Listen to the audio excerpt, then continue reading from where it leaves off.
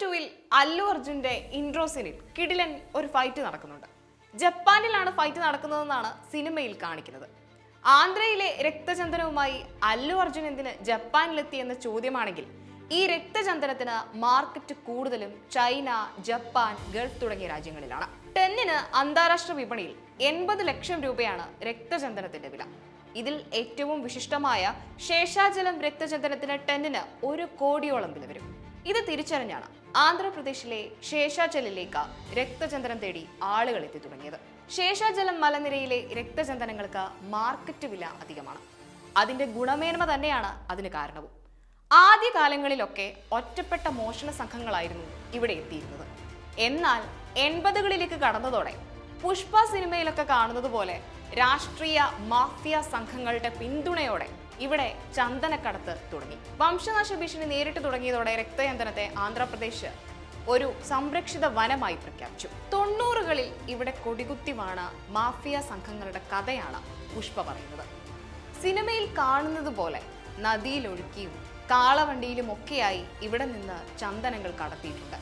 അത്തരത്തിൽ ചെന്നൈയിലൂടെ കടത്താൻ ശ്രമിച്ച ചന്ദനങ്ങൾ കണ്ടെത്തിയ വാർത്തകളും വന്നിട്ടുണ്ട്.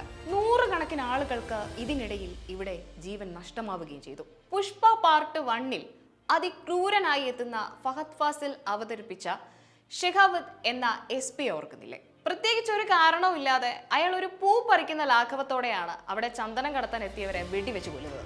ഇങ്ങനെയൊക്കെ ഒരാളെ കൊല്ലാൻ സാധിക്കുമോ എന്നാണ് ചിന്തിക്കുന്നതെങ്കിൽ ശേഷാചലം വനത്തിൽ അത്തരത്തിലുള്ള കഥകൾ സംഭവിച്ചിട്ടുണ്ട്. 2015 ഏപ്രിൽ 7-ന് ശേഷാചലം വനത്തിൽ 20 രക്തചന്ദന കടത്തുകാരെ ആന്ധ്രാപ്രദേശ് പോലീസ് വെടിവെച്ചു കൊന്നു. ഇത് വലിയ വേഗം വാർത്തകളിൽ ഇടം പിടിച്ചു. കള്ളക്കടത്തുകാർ കൂലിക്കെടുത്ത തമിഴ്നാട്ടിലെ തൊഴിലാളികളാണ് കൊല്ലപ്പെട്ടത്. ശേഷാചലം വനമേഖലയിലെ ഈറ്റഗുണ്ടയിലെ 2 ഇടത്തായാണ് സംഭവം നടന്നത്. ഏകദേശം 10-ൽ കൂടുതൽ തൊഴിലാളികൾ ഇവിടെ കൊല്ലപ്പെട്ടു. ഇത് വലിയ രാഷ്ട്രീയ വിവാദങ്ങൾക്കാണ് വഴിവെച്ചത്.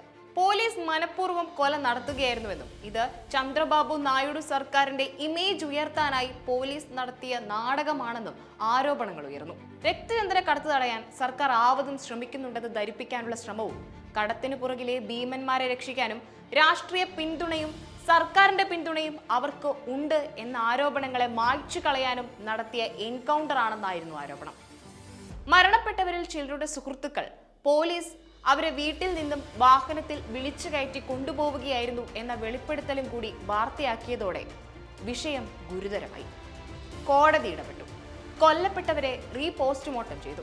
ചന്ദനം കടത്തുന്നതിനിടെ പിടികൂടാനെത്തിയ പോലീസിനെ മാരക ആയുധങ്ങളുമായി ആക്രമിക്കാൻ എത്തിയതോടെ എൻകൗണ്ടർ ചെയ്യുകയായിരുന്നു എന്ന പോലീസിന്റെ വാദങ്ങളും പൊളിഞ്ഞു. പോലീസുകാർക്കെതിരെ കൊലക്കുറ്റത്തിന് കേസെടുക്കാൻ ഹൈദരാബാദ് ഹൈക്കോടതി ഉത്തരവിട്ടു. സംസ്ഥാന സർക്കാരിനെ കോടതി ഇതിനിടെ രൂക്ഷമായി വിമർശിക്കുകയും ചെയ്തു.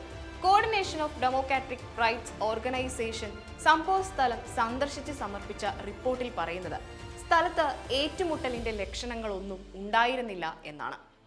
പോരാത്തതിന് മൃതദേഹങ്ങൾ ക്രമമായി നിരത്തിക്കിടത്തിയതും അവയ്ക്കൊപ്പം ഓരോ ചന്ദനത്തടികൾ വീതം കണ്ടെത്തിയതും സംശയങ്ങൾക്ക് വഴിവെച്ചു. സംരക്ഷിത പട്ടികയിൽ പെടുത്തിയിട്ടും ചിപ്പുകൾ മരങ്ങളിൽ ഘടിപ്പിച്ചിട്ടും ഇപ്പോഴും ചന്ദനം മുറിച്ച് കടത്തുന്ന ശ്രമങ്ങൾ നടക്കുന്നുണ്ട്. ശേഷാചലിൽ ഇപ്പോഴും ചോര ഒഴുകുന്നുണ്ട്. പുഷ്പയിലെ പശ്ചാത്തലങ്ങൾ കെട്ടുകഥയല്ല. രക്തം മണക്കുന്ന രക്തചന്ദന കടത്ത് ഇന്നും തുടരുന്നുണ്ട്.